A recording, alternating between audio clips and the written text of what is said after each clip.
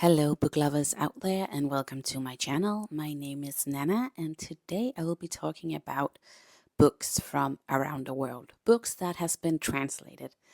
I am from Denmark myself, and I really do want to support non-native English-speaking authors. I think that's so important, and I also think that booktube, book talk is heavily influenced by American or British authors, and obviously because all of us, most of us learn English. So, it makes sense. Obviously, it does. But it's also just a shame to think about all the books that are out there that are not going to be translated, but they are just great books. But, anyways, here are some translated books. And let's start with Italy. Some Italian authors, and the first one is Elena Ferrante. No one knows who this author is, but she wrote the Neapolitan series, and I love this series. There are 4 books in this series, and you follow the friendship between Elena and Lila, and they grow up in Napoli in a very poor neighborhood. I think it starts in the 50s or 60s, and Napoli was a very poor town, and you follow the families of Elena and Lila, but also all the other families in this apartment complex or the apartments around this little neighborhood that they have. And it is very toxic at times, very toxic. Women are looked very much down upon. There's a lot of abuse, there's a lot of violence towards women, especially back in the day in Italy and in Napoli. Yeah, you follow these 2 girls and their fight throughout their lives. And you follow them up until they are in their 60s or something. In the first book, they're children. You just see the world through their eyes. And in the other books, they have grown older. And you can truly feel that through the writing, the more and more analyzing that is there upon this neighborhood. I gave this series a 5-star, and the writing was just really, really great. It's so amazing to see how the author is capturing the psychology of relationships. And there are so many dynamics in this book. You see the dynamic in friendship, in marriage, in rivalry. So many relationships are described, and it is just truly amazing how the author captured that. She captures these small emotional shifts and movements of tension that I think a lot of authors could not do in the same way. It's just really poetic in a way how this book is. But I will say it's not a fast read because it's also really, really heavy at times. Check out the trigger warnings, and I guess this series will not be for everybody because, yeah, sometimes it can feel a little bit dragged out, but I still overall really appreciated the whole story. I recommended it to not my grandma, my mother-in-law, and no, she wasn't impressed. So it's not for everyone, but I have heard many people on BookTube that really love this series. So give it a go. I mean, it was just amazing. So that was the first Italian author, and the other one is called Viola Ardone.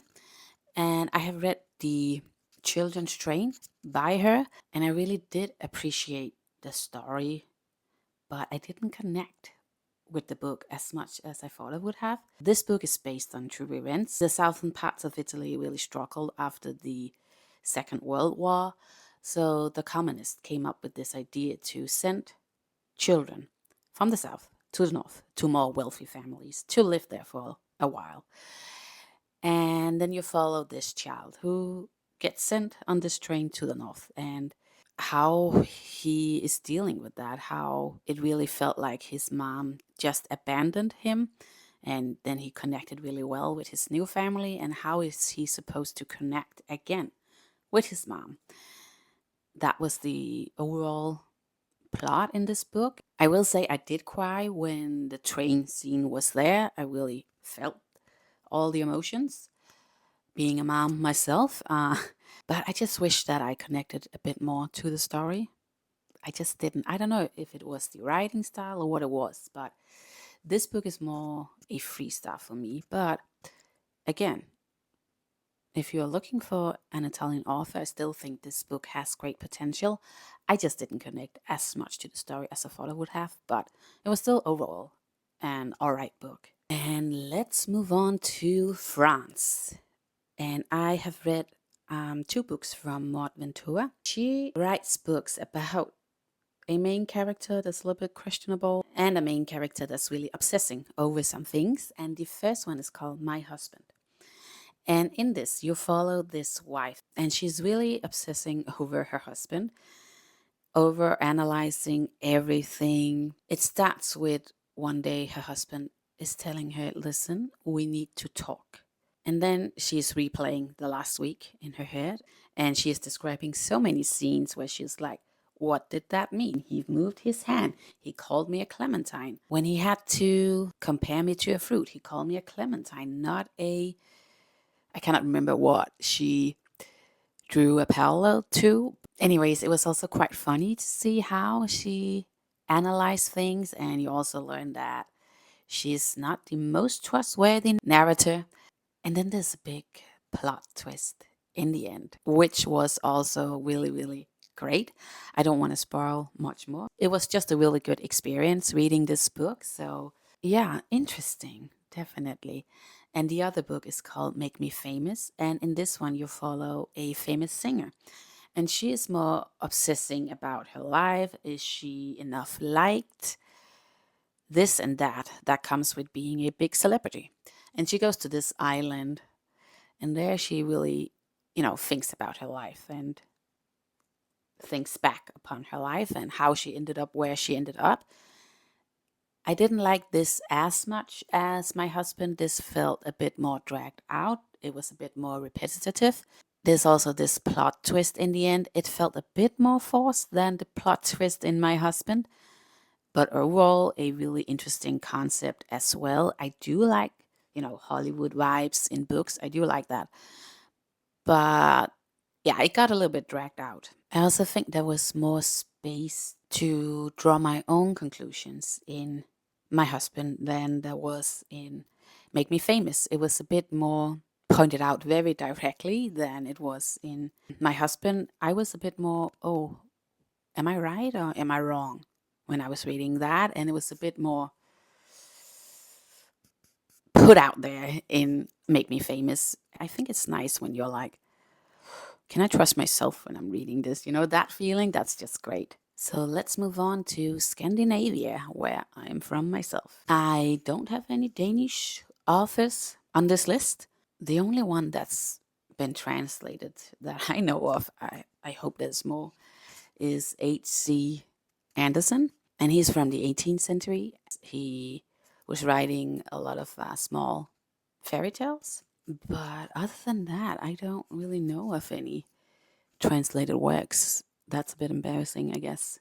I hope there's some out there. But, anyways, let's move on to Norway. And I have read The Ice Palace by Tarjei Versass. And in The Ice Palace, you follow Sis and Un. And Un just moved to this village because she lost her parents and she's there to live with her aunt. And then Sis wants to start this friendship with Un. And then they meet up at Un's place. And then there's this very weird scene where they're both looking into the mirror and something happens in this moment. And I could not figure it out. That was so weird. But they definitely have this moment together and something happens in that mirror.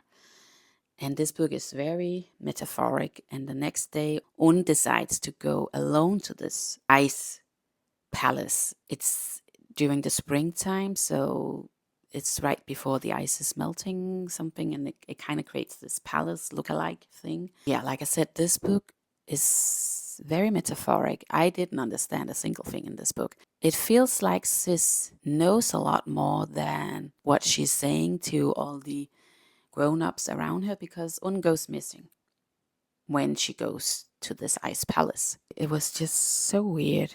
Like, what happened? It kind of felt suspenseful, but it never got revealed what it was. And I don't know, maybe that was a spoiler. I didn't get this book at all. But if you're into this kind of analyzing, this very special kind of writing where there's a lot of suspense, but it's just not fully explained. This could be a book for you. For me, it just felt like it went straight over my head. I didn't understand it.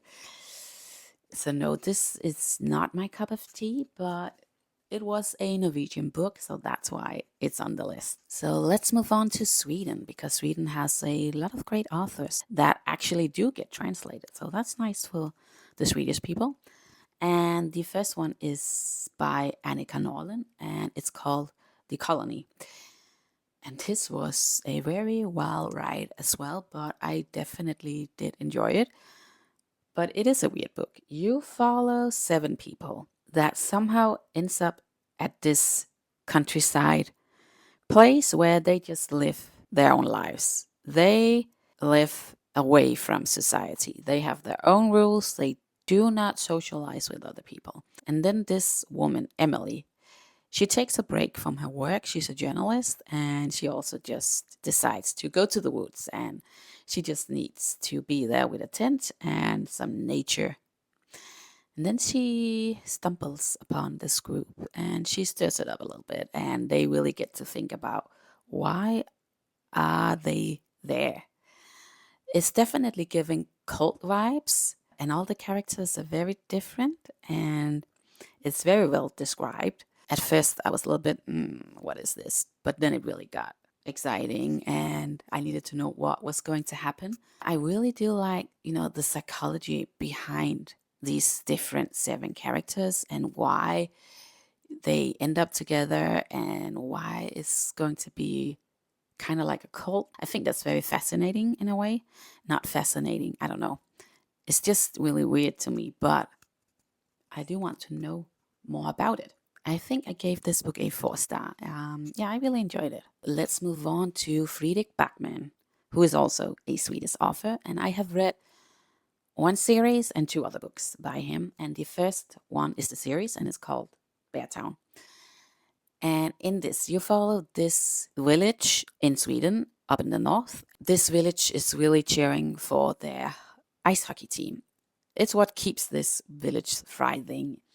They are all really into this ice hockey team because that's where this small place in the middle of nowhere can actually get some attention. So these boys on this ice hockey team, they are like their golden boys, right? Is that golden boys? I don't know. Anyways, they can't do anything wrong. But then one guy is, I don't know if I can say that word on YouTube, but let's call it graping another girl. And no one wants to deal with their golden ice hockey player, and he's the best, did such a thing because that would really harm this whole ice hockey team spirit that they have. So suck it up, whoever got graped. There's so many characters in this book, and there's a lot of character development in this book, and it was written very beautifully. Obviously, it's to the darker side. Check out the trigger warnings, but some of the characters in this book are just living in my heart rent free. Benji and Ahmad, I mean, they are ice hockey players and they are standing up for the girl, in their own way. And there are a lot of other characters, grown ups, other kids, but all from this village. And the writing, you just have to experience it. It's really, really beautiful. I think Elena Ferrante is the only one that I have read that can capture dynamics between people so well and the psychology that goes behind a lot of the scenes. They can do somewhat of the same. There's also humor in Fredrik Backman's writing. This book is a bit more to the darker side than his other books, but there's a lot of humor there as well. And there are just so many great, great quotes. And then I also read a short novella from him, and it's called And Every Morning the Way Home Gets Longer and Longer.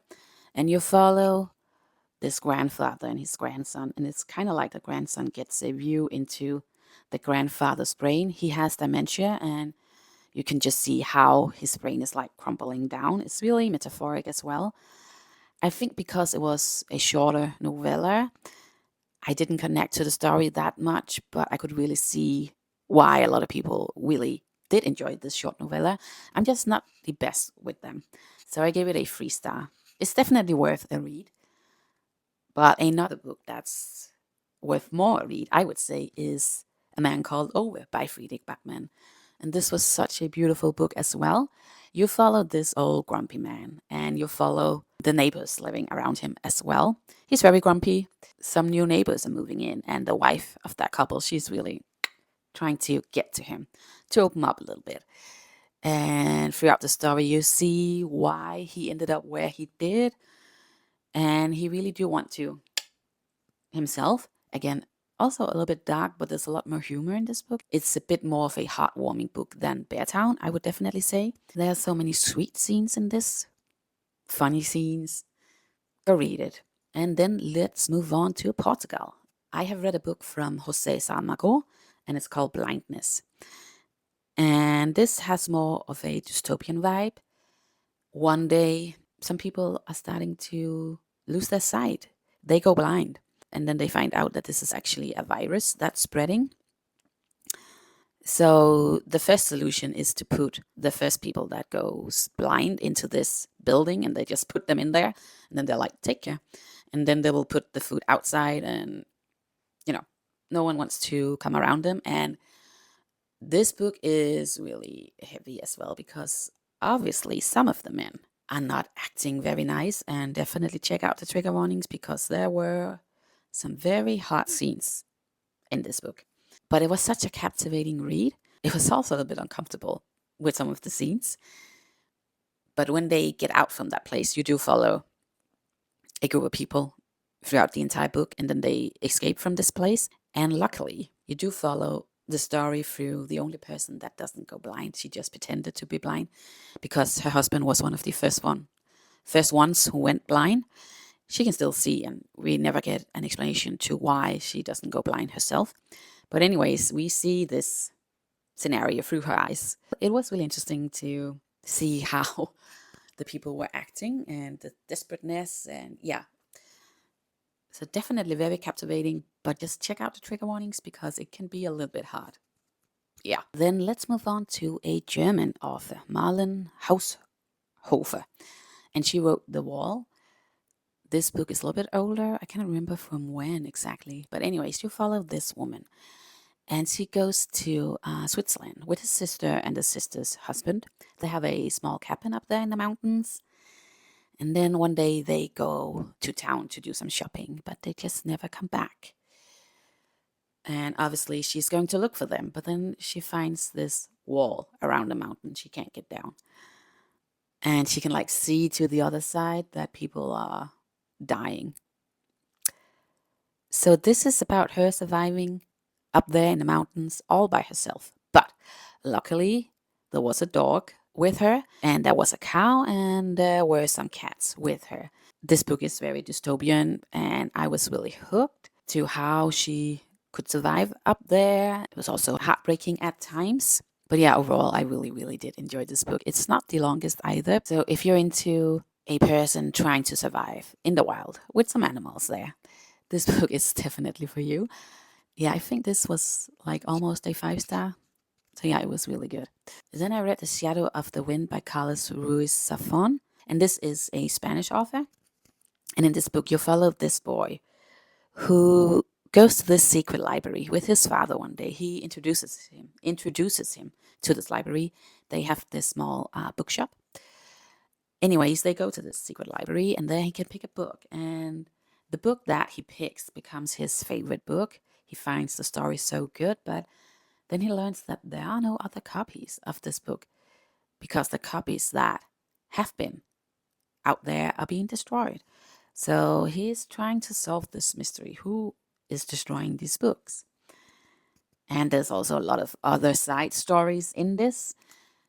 I had a small problem with it because I couldn't really tell if one of the characters was meant to be sexist or if it came from the author himself, because I could definitely see why this character could be a little bit sexist, even though he was also supposed to be a very good friend to the main character. But yeah, that bothered me just a little bit. And it was also a little bit slow. So this book was a 3-star for me. I know a lot of people really have loved this book. And there's a second one to this series. I just haven't read it because, I don't think it's for me. So don't take my words too seriously because a lot of people have really loved this book. So yeah, that was the book from Spain. Then I have read 3 books from Isabel Allende, and she is an author from Chile. I have this book, Daughter of Fortune. I have it in Danish. This was actually my parents' book, but I just, stole it. And the other books are called Violetta and House of Spirits, I think. And I think Isabel Allende's books are really, really similar. It's usually a family saga, and there's always a very strong female character in these books. So that's nice. I appreciate that. And I think all of these books have been like a 4-star for me. I don't want to go much more into the plots. It's definitely about Chile's history. It's about a strong female character, and it's about a very big family. This one was a little bit different from the other two because this one is also about the US and the history of US. And also I think this takes place a little more further back in time than the other two. Yeah, in 1832. I think the other two books that I read started in like right after the First World War, something like that. The history in this book is definitely different from the other two books, but the other two books were very similar in a way. But anyways, that's kind of like the vibe in these books. I don't know if I want to read more of Isabel Allende's books. I have read 3 of them now, and there's a lot out there.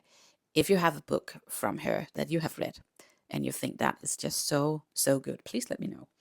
But now I have read 3 of them, and like I said, they are kind of similar. But I think I just learned that this is actually a series. I read this when I was a child, not very old, but I still remember the ending. The ending was very impactful, and I was like, what the fuck did that mean? And what's going to happen? The other books are definitely more closely ended. This was open, but it makes sense now because it is a series. So that's why. So maybe I should continue the series. If you have read it, let me know. So that was the translated books that I have read recently, or many, many years ago. I hope that you find some inspiration. I have some books that I definitely do want to get to. Vida Nostra is a Ukrainian book. And this is a fantasy series, actually, where you follow kids being enrolled to this school, unwillingly, actually, this magical school. And they are being punished if they don't do exactly what the teachers are saying. It sounds a bit dark, and there's also this fantasy element to it, so it sounds really nice. And then there's this dystopian book, I Who Have Never Known Men. And this is definitely going around on booktube. And there's this very feministic tone to this book. It's about this big group of women that have been kept underground for a very long time. And then this girl, I think she's been born underground, and then she comes out to the light. And I don't know much more, but it sounds really interesting. And I do like books with a good feministic tone to it. Then I have Velvet Was the Night by Silvia Moreno Garcia. And she is a Mexican author. I have several books that I actually do want to read from this author. My library had this library sale, so that's why I picked this one up. But there's also, what's it called? Mexican Gothic. And there's another book as well that's really popular. I cannot remember. But anyways, they sound really good. I haven't really seen anyone read this book. If you know it, please let me know. But yeah, she sounds like a very interesting author. Definitely. And then there's 100 Years of Solitude by Gabriel Garcia Marquez. He is, I don't know actually, Colombian? I don't know. Anyways, that book I also really do want to read.